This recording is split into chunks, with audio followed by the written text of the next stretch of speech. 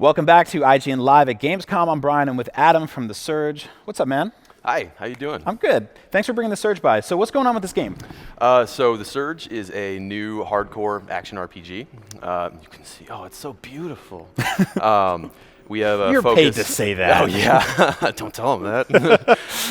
It's like I said, it's a hardcore action RPG. We have a focus on tactical melee combat, and our sort of special thing, our differentiating factor is that you can actually target different body parts of your enemies. Oh wow! And so your swing direction, the way you fight, the way you attack, really matters on sort of a minute-to-minute basis. I don't think I've played a game with that since like Eternal Darkness. Yeah. Oh hey, yeah, that's a good one. Deep cut. Yeah. There we go. Yeah. Time killers. Time killers. Yeah, that was great. Yeah. So what's the like sort of setting time period in this Sure. game? I can't really tell if this is like Detroit today Detroit, or yeah.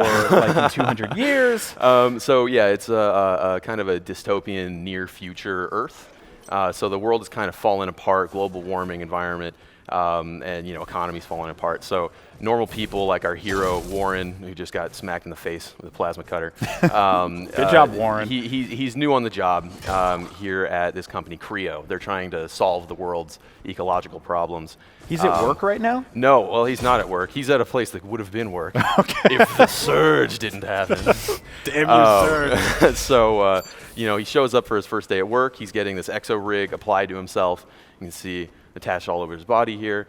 Something goes really, really wrong with the process. He's injured. He loses consciousness, and then he wakes up in this scrapyard area. And so, a big part of the game, as you play through, as you play as Warren here, is that you're figuring out what has happened.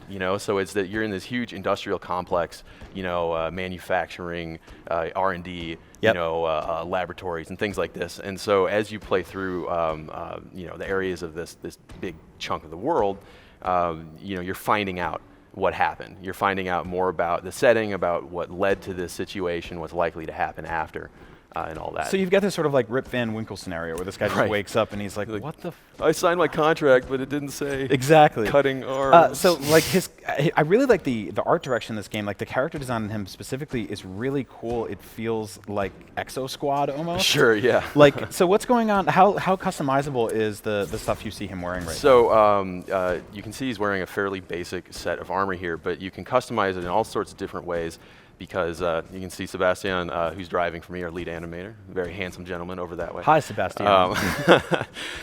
He's showing you can target the different body parts, right? So as you move your target around, you can strike at different parts of the enemy. So it really pays to kind of observe them, to look at them, and pick out their visual weak points. If you hit them in a weak spot where there's no armor, they're going to be staggered harder. Right. You're going to do more damage.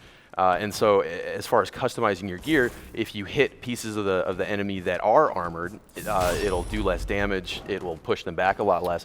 But if you do enough damage to it and you get them low, you can then use your combat energy to cleave that limb off. Oh, that's awesome. Right, and so once you do that, you're able to take that armor piece that you just cut or the weapon that you cut off them and take it back to the operations area, which is back here behind Warren, which is sort of a hub. We can do crafting here, use the med bay and all this.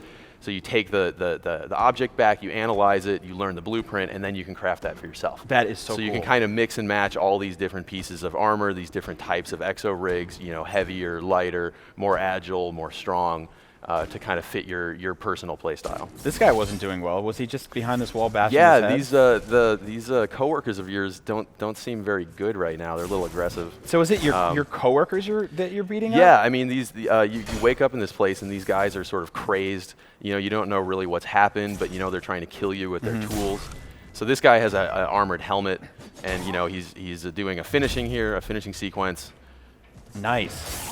Oh wow. So now that he's taken the head, was that blood? Yeah, it's blood. Hey, we got the 16 rating here in Germany. All right. I think by the skin of our teeth, So was this like something that you guys were like, we have this idea for this world, or like did it start with the I wanna maim people individually in different parts of their bodies? Oh, that sounds a little grim when you put it that way. Yeah. So we at Deck 13, we're a studio that really likes doing role-playing games, and in the past we've done a lot more sort of like adventure things. And as we've gotten bigger and bigger, we've been able to do the types of projects that we like most, that we've always wanted to do. So our previous project was Lords of the Fallen. Yeah. People talked about it as being a little Soulsy, and it certainly was inspired by Demon Souls when we were working on this game. And so we really are just sort of wanting to make these tactical action RPGs, you know, with a focus on the combat and the feel.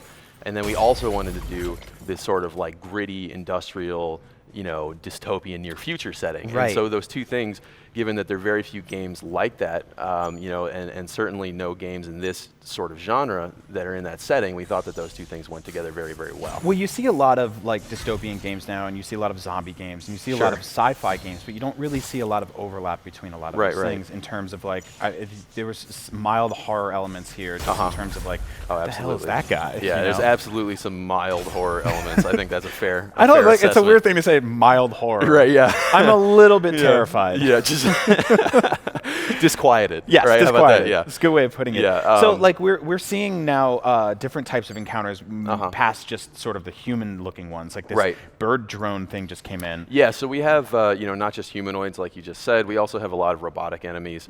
Many of those also have different targetable body parts that you can cleave off. Take those home with you.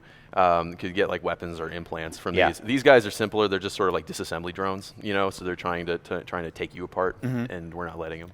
Good, because I want to take some of those pieces and put it on this guy's belly because it seems very exposed. Hey, it's like women's armor in fantasy games, right? Yeah, so. it does. Finally. Yeah. It's interesting to see like his legs and arms are protected, but his stomach's like, oh man. But I mean, please keep in don't mind this exosuit is made for doing a job, right? Yeah. It's industrially related. It's not necessarily made for combat, right? But you're having to use it for combat now that you're in this really bad situation. It's like how Super Mario has to wear his plumber's overalls. Right, yeah. He's like, I mean, I haven't been in a the toilet in 20 right?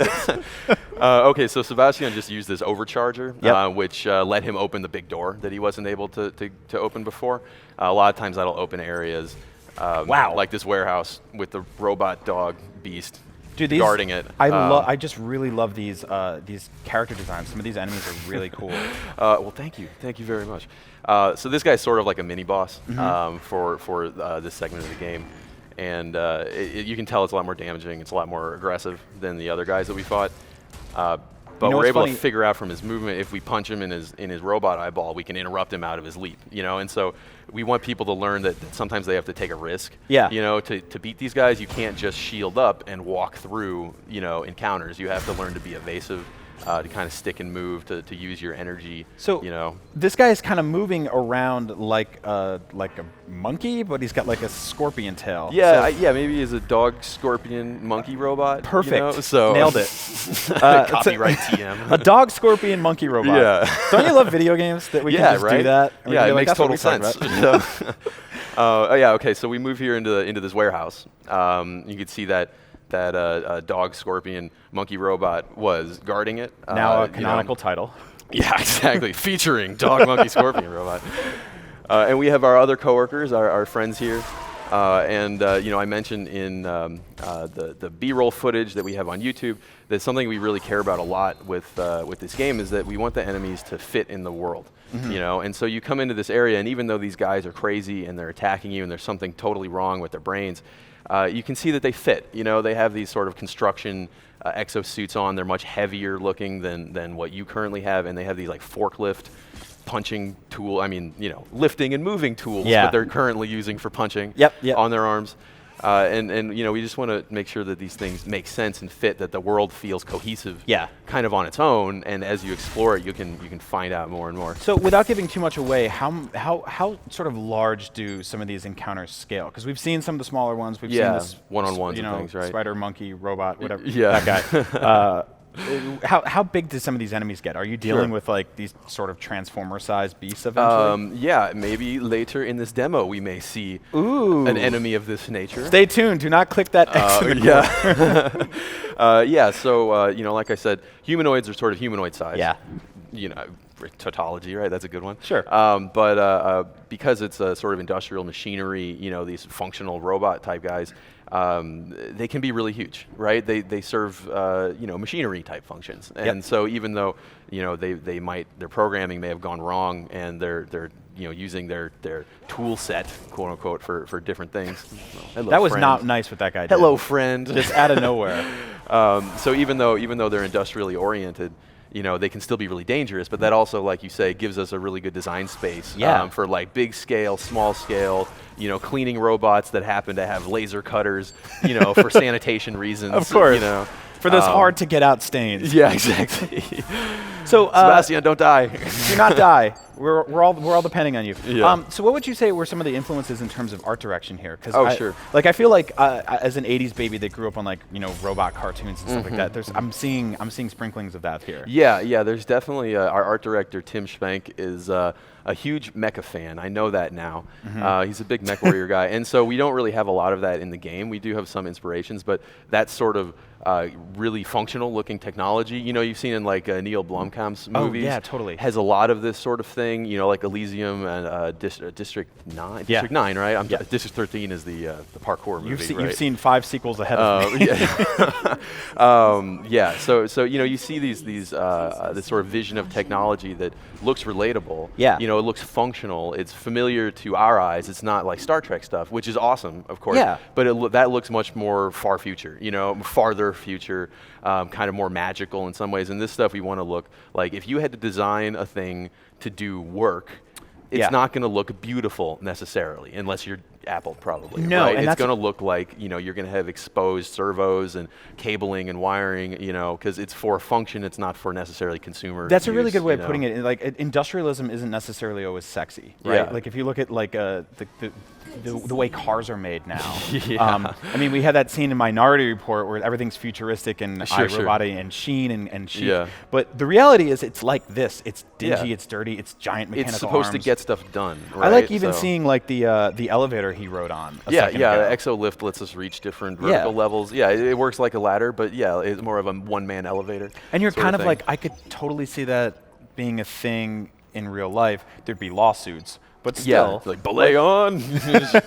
Go up the thing. So we're looking at the menus. now. Yeah. So we're doing some crafting here. I'll try to backtrack a little. So Sebastian has opened a shortcut since he activated the overcharge back there, showing that our levels have a lot of interconnections, a lot of things to discover, areas that you may not be able to access the first time you see them. We like to say it's kind of a Metroidvanian design, right? The world's really interconnected. One of my favorite words in the world. Okay, good. I'm glad. I like Metroidvania much better than open world, right? Yeah, me too.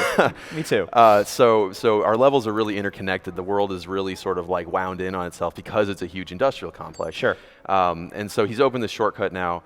And has gone back to the operations area, so he can do some crafting. He can use his tech scrap to try to increase his core power. He's doing stuff with his implants here. And so now that we've chopped off these body parts and we've collected these blueprints, we're able to just craft those and wear them ourselves. Yeah. So we have that helmet. We found a blueprint for a security staff. We have the loader tools. Yeah, just a whole bunch of very gross concepts that you somehow managed to sound, really nice. Yeah, sure. We cut off some body parts. Haven't you ever put them on punched our somebody body. with a forklift before? Yeah. I killed my coworker and stole his arm, and now my arm's better. So anyway. Yeah. Okay, so this is sort of a cutscene for us, and we really like I said, the world is kind of really connected, and we don't think that grabbing control of your camera helps with that. So when we do cutscenes, we have them be part of the level. They happen around you, and you can kind of pay attention to them if you want, or they can be set dressing if you want. Sometimes you'll get a context camera to watch it more cinematically, but it's up to you. It's totally your choice. So in terms of customization, you mentioned the Metroidvania stuff. Does that mean that there'll be areas in the environment that you're like, I can't get in here yet? Yeah, absolutely. Yeah. So, until you get new pieces of technology that might give you access to these places, or until your Exo rig has more power in order to overcharge, a particular overcharge station, circuit board thing, you may not be able to get in there the first time you see them, which means that you need to keep in mind when you find a place like that, oh, okay, I can backtrack later when I have the whatever machine in order to open it up. And we want to make sure that you have a lot of reasons to do this exploration. So there's the obvious, man, look at that. So there's the obvious comparisons to the Souls games, but I think one of the things I really appreciate about the Surge is the sort of movement here. Like it's the energy and the speed in which your main character flies around the screen. That slide in he did. Yeah. It's very different than what you would expect from one of those sort of more plotting traditional. Yeah, but you still have to be really tactical. It's like these guys hit hard. They're aggressive. They have a lot of the same sort of moves that you have in some cases, and so you have to be careful when you're fighting them. Even though you have a lot of these options, you have a high skill ceiling here. You have to learn how to use the moveset of your weapons. Sebastian used the staff. He's using the punching thing. There's a context camera. So this you guy can watch it awesome. more cool. More so cool I also way. wanted to point out, we've only been playing this for a few minutes now. Our character looks almost completely different than when we first started. Yeah, I mean, we chopped a head, we chopped some arms. We're wearing an armor piece here that shines light in darkness. You know, so you mentioned this, let's say, light horror elements. Yep. But there's a few areas that are really, really damn dark. And if you don't wear something that has a light source, you're going to have a pretty difficult time, you know, seeing the enemies. They may be able to sneak up on you. Right. You might not be able to find the secrets or find the loot, you know. And so, you know, besides something that shines light, other armor will protect you from environmental hazards. It maybe let you breathe toxic gas, you know, things like this. So, you know, as you play and you collect these different pieces of different sets of exo rigs, you can kind of decide for yourself how you want to play. Do you want to play more tanky, more agile, you know, more careful, more risky?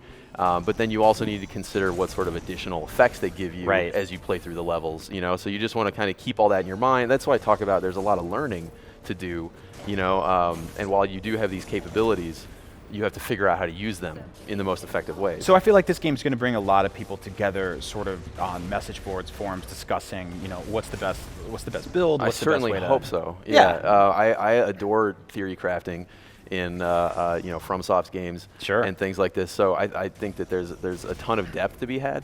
And I hope that players agree with that assessment. Speaking of which, when can these players start playing this game? So we're scheduled for release in 2017 for PS4, Xbox One, and PC. Ooh. So we're really looking forward to it. We're working hard. We're coming in on I think a pretty good product here. I hope that people all buy it. I think they will. Everyone in the lands will buy this game. Let's just go the world. Everyone in the world buy this game. Adam, thank you so much. Thank you, Surge looks great. Right here, IGN at Gamescom, covering games all week long, so plenty more. Stay tuned. That was good. We're just doing the hand thing. Yeah.